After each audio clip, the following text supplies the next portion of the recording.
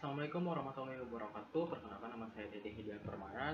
Dalam kesempatan kali ini saya akan menjelaskan mengenai sintaksis dan semantik dari bab 1 hingga dengan bab 6. Yang pertama itu dari bab 1 mengenai batasan dan ruang lingkup sintaksis.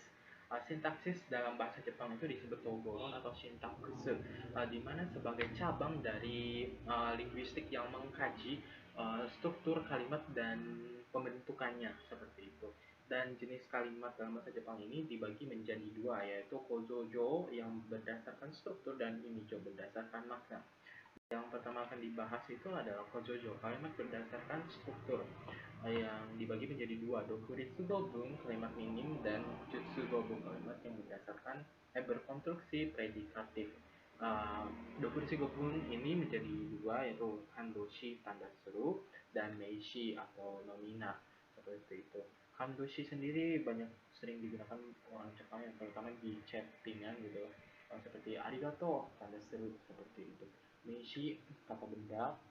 Lalu yang kedua itu jutsu gobung, kalimat yang berkonsep predikatif dibagi menjadi tiga lagi, doshibung atau kalimat verbal, lalu meishibung itu nomina, dan keiyoshibung adjektifal.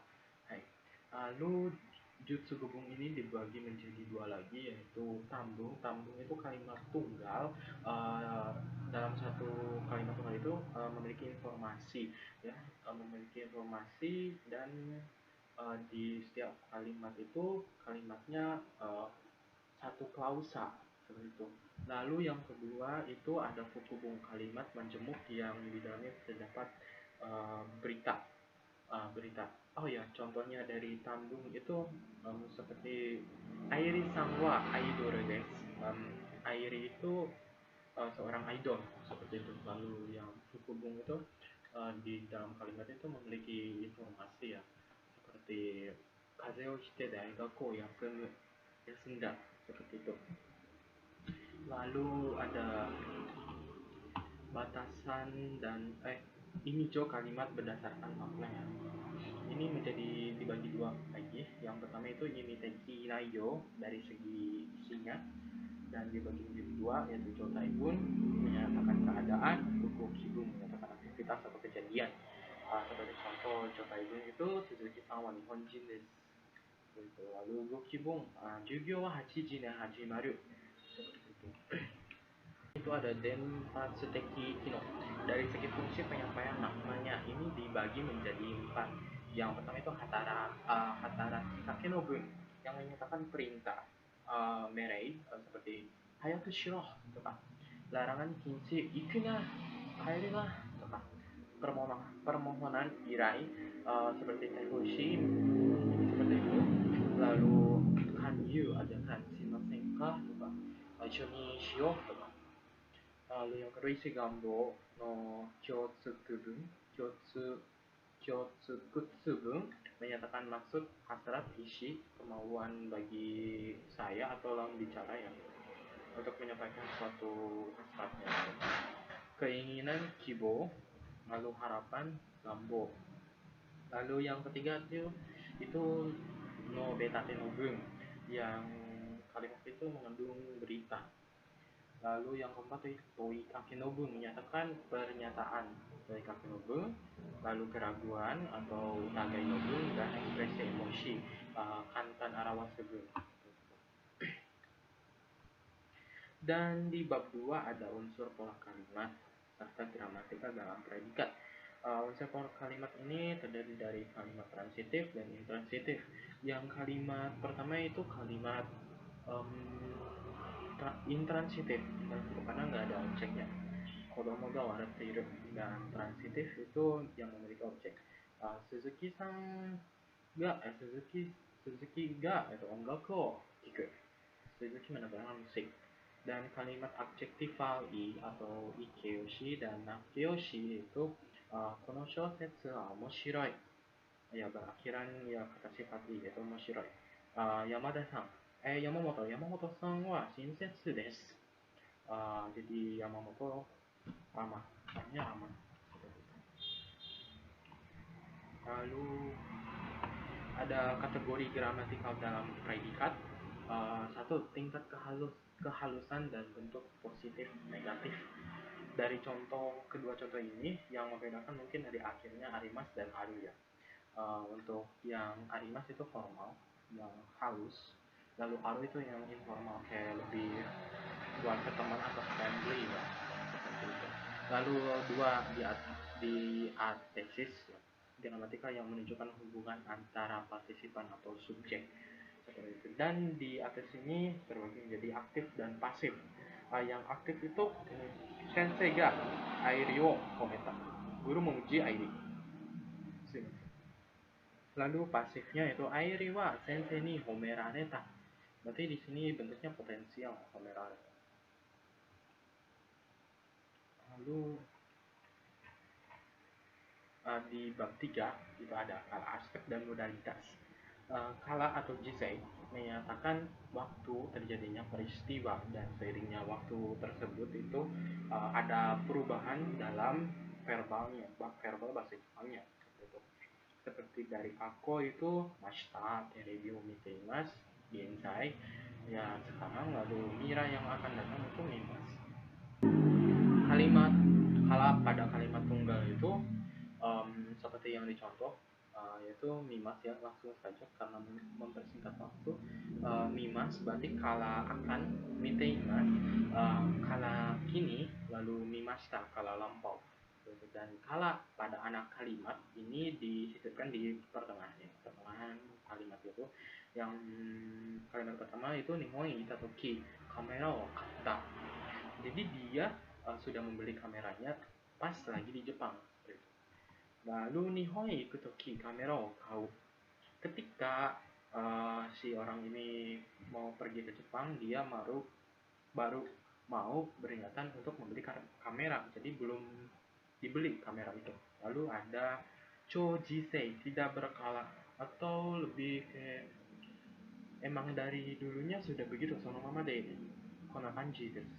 Hai, contohnya itu kani wa yoko ni aruku, kepiting berjalan menyamping. Memang udah dari dulu kepiting menyamping berjalannya ya, seperti itu.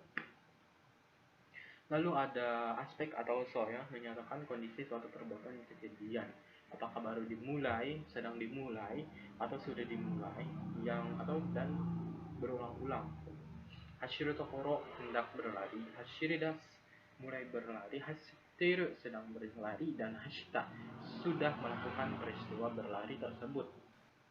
Lalu ada aspek yang menggunakan T. Aspek yang menggunakan T, bentuk T ini sangat banyak yang menyatakan suatu kejadian atau keadaan yang lain ya. Contohnya itu aktivitas atau kejadian yang bisa sedang berlangsung. Mungkin ini sering digunakan ya. Kodomo tachi wa asonde niwa de asonde imasu. Seperti itu. Lalu kondisi atau hasil suatu perbuatan. Doa ga shimatteiru, berarti shimatteiru di sini ada orang yang sudah menutup pintunya itu, selain si yang bicara ini. Lalu ada keadaan yang terjadi secara alami gitu kan. Kono michi ga magatteiru, jalan ini berbelok. Jadi udah dari dulunya beloknya gitu, udah belok ke kanan lah, bisa dari dulunya emang sudah gitu. Jadi dan menyatakan pengalaman ya.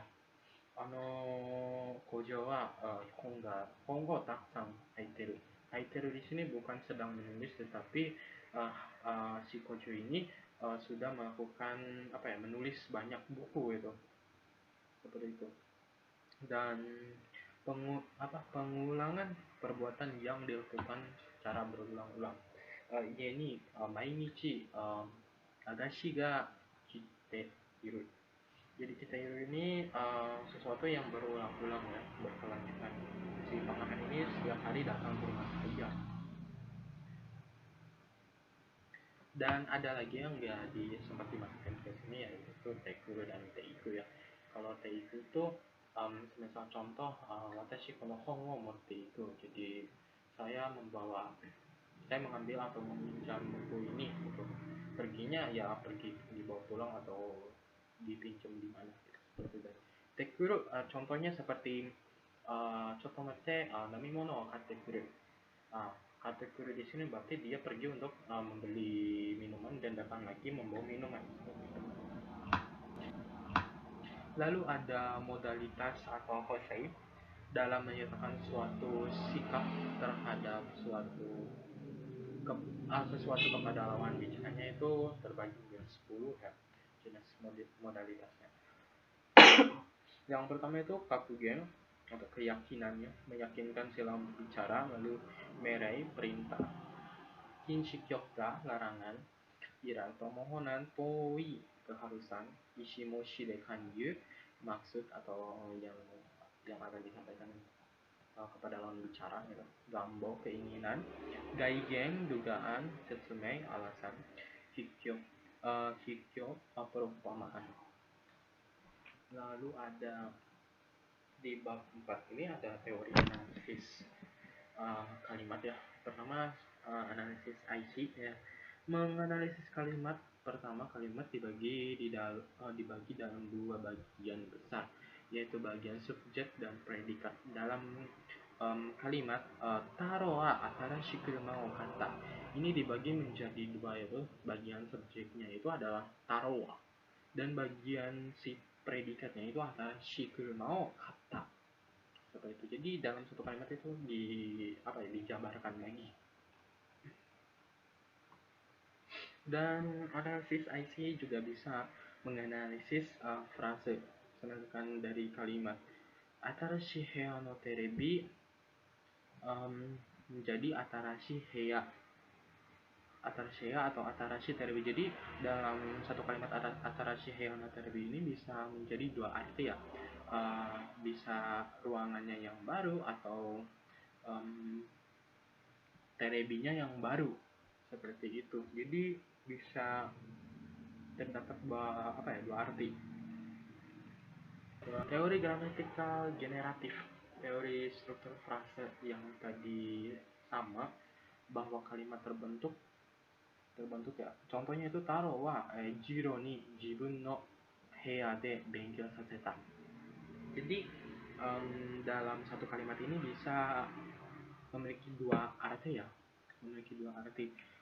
Yang pertama itu taro wa jiro, bukan dua arti ya, tapi dua maksud mungkin. Taro wa jiro ga taro no heya de benkyou saseta. Benkyou saseta. Jadi Taro menyuruh Jiro belajarnya itu di kamar Jiro. Di kamar Taro. Dan Taro wa Jiro ga Jiro no heya de benkyou saseta. Taro menyuruh Jiro belajar di kamar Jiro. Jadi dari kata jibun yang digaris bawahi ini bisa merujuk di kamar si Taronya atau di kamar si Jironya, seperti itu. Dan di bawahnya itu ada klausa relatif atau diterangkan menerangkan. Contohnya gakusei ga takarakuji, yang menerangkannya itu takarakuji. Seperti itu. Dan kata takarakuji ga itu data gakusei itu yang diterangkannya gakusei, yang menerangkannya gakusei, diterangkannya si takarakuji ga itu data. Lalu di bab 5 ada batasan ruang lingkup semantik ya. Semantik itu imiro merupakan satu cabang linguistik Gengogaku yang mengkaji tentang makna dalam suatu kalimat ya. Ini menjadi 4 bagian. Yang pertama itu makna. Makna di sini termasuk sinonim atau ruigingo, oishi dan umai dan oishi, sama-sama enak dan lezat ya, seperti itu. Dan agaru dan noboru ya. Mungkin perbedaan agaru noboru ini, kalau noboru itu prosesnya ya, lebih ke proses, menyatakan proses, dan agaru itu titik finishnya atau finish dari suatu proses naik tersebut gitu. Lalu ada relasi makna, kotoba o hanasuru. Nah, dari kata kotoba dan hanasu ini bisa menjadi arti bertutur gitu kan. Kalau secara satu-satu diterjemahkan itu Hanasu berbicara dan Iyu berkata, Saberu itu ngomong, seperti itu ya. Lalu ada makna frase Homo yasu, Homo yomu, membaca buku, membaca buku. Jadi diterjemahinya sono mama itu, dan contoh yang bawahnya itu harakatatsu ya, perut berdiri. Tidak tidak termasuk harus diterjemahkan sono mama perut berdiri itu, tapi ada nuansa atau um, maksud lain gitu dari penyampaian dari kata ini. Lalu 4 itu ada makna kalimat ya. Contohnya itu watashi wa Yamada Sani Meganeo Ageru, dan kalimat kedua itu watashi wa Yamada Sani Tokeo Ageru. Mungkin makna kalimat di sini nominalnya aja yang diganti ya. Jadi membedakan dari kalimat satu dan kalimat yang lain. Lalu ada jenis dan perubahan makna. Satu makna leksikal dan makna gramatikal. Leksikal itu makna yang artinya sono mama, seperti ya neko, gakko, kucing, nihong, seperti itu yang sudah dari dulu, yang nggak bisa diubah, yang sudah paten dari dulu, seperti itu. Lalu gramatikal itu lebih ke apa ya, dumpo ya, proses pembuatan tata bahasa. Isogashi taberu. Nah, isogashi bisa berubah menjadi semacam isogashi kenai atau taberu tabenai atau seperti itu. Jadi lebih ke gramatikal, grammarnya. Dan dua itu makna denotatif dan konotatif. Denotatif itu makna yang sebenarnya itu. Semisal pada Shigatsu wa Sakura ga Shirakasu. Jadi pada bulan 4 itu sakura berserakan gitu. Yang maknanya ya emang bulan 4 itu sakura saiteru ya, mekar gitu. Seperti itu. Dan makna konotatif itu makna yang timbul dari perasaan ya. Perasaan misal dari kata cici. Cici itu formal ya, dan kata oyaji itu lebih akrab antara si anak dan si ayah. Lalu ada 3 makna dasar dan perluasan. Makna dasar dengan kihongi itu merupakan makna asli yang dimiliki oleh suatu kata, dan makna perluasan tengi merupakan makna yang muncul sebagai hasil perluasan dari makna dasar. Nah, lalu ada perubahan makna dalam bahasa Jepang ya, yang dari konkret itu abstrak. Chu, ya, kusho, chusho. Misal dari kata atama yang konkret nyata ya, artinya atama gitu kan, dan atama gai berarti kepandaian, menyatakan kepandaian, bukan kepalanya bagus gitu. Lalu dari ruang ke waktu itu contohnya itu nagai ditambah dengan jikai. Nagai secara diartikan itu lama atau panjang, ditambah dengan jikan itu waktu yang lama atau yang panjang gitu. Dan 3 perubahan penggunaan indra ya. Indra yaitu amaiko. Amai kata dari pengecap ya, atau rasa ya, amaiko. Jadi amai itu manis, dan ko itu anak, bukan di secara diartikan itu anak manis, berarti anak manja. Lalu 4 dari yang khusus ke umum, generalisasi. Yang dari kata kimono itu bisa menyatakan baju biasa juga bisa gitu kan. Tetapi baju biasa kan umum ya, umum. Misalkan kimono berarti baju umum Jepang gitu. Sebenarnya itu baju adat gitu ya. Dan 5 itu dari yang umum ke khusus, spesial. Contoh dari kata hanami. Kata hanami ini kan sudah tokubetsu dari dulu gitu kan. Walaupun kalau dijabarkan ya hana itu bunga dan mi itu miru kan, melihat bunga, tapi bunga apa gitu. Tapi karena di Jepang itu ada suatu budaya yang namanya hanami itu melihat bunga sakura ya sambil piknik gitu kan, karena sudah banyak orang yang tahu gitu kan. Jadi sudah di apa ya, tokubetsu kan gitu, kata hanami ini menjadi merujuk ke bunga sakura seperti itu. Dan 6 itu perubahan nilai ke arah positif yang tadinya boku ya, boku itu mungkin pas zaman dulu itu buat buka ya kalau nggak salah, buka buat bawahan atau dore dore buat ya apa, dore bahasa Indonesia apa, Ehm, budak ya, budak.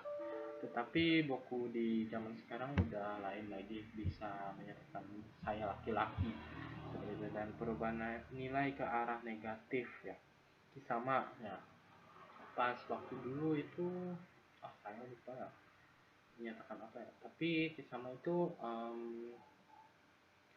positif di zaman dahulu itu saya lupa.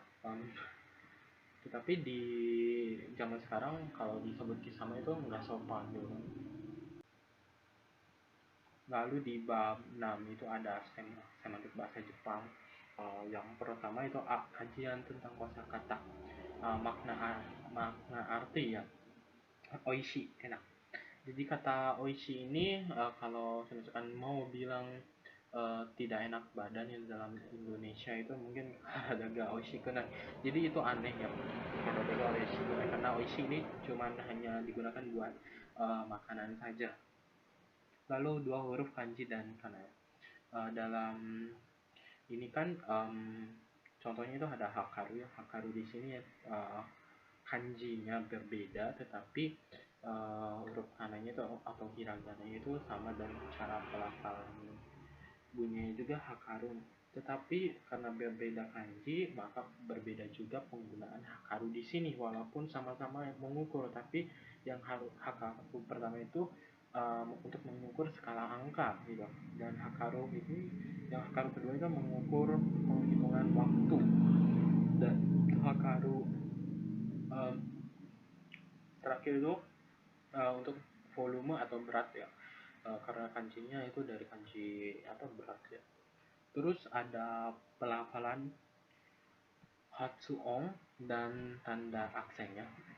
Nah, untuk membedakan kata nih, mungkin ame, ame.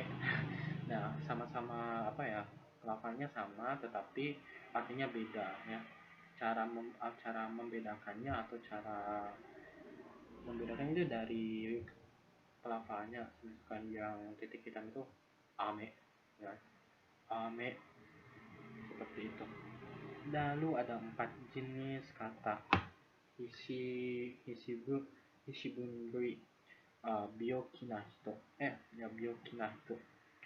Byoki na ini kan karena sifatnya ya. Nah, untuk menyatakan orang yang sakit gitu kan, itu tidak pakai partikel na, melainkan partikel no, byoki no itu. Lalu ada perubahan bentuk katsuyo, kata yang mengalami perubahan bentuk ya, perubahan bentuk seperti lebih ke gramatikal ya, perubahan bentuk di sini yang dijelaskan kemarin di bab yang lainnya itu yang perubahan di waktu ya, seiringnya perbedaannya waktu berbeda juga dalam gramatikalnya, seperti mimashita dan miteimas seperti itu. Lalu 6 ada pola kalimat atau informasi tata bahasa. Pola kalimat yang menyangkut partikel kakujoshi, partikel o, dan verba. Kutairu menjawab seperti dalam contoh yaitu ashita besok.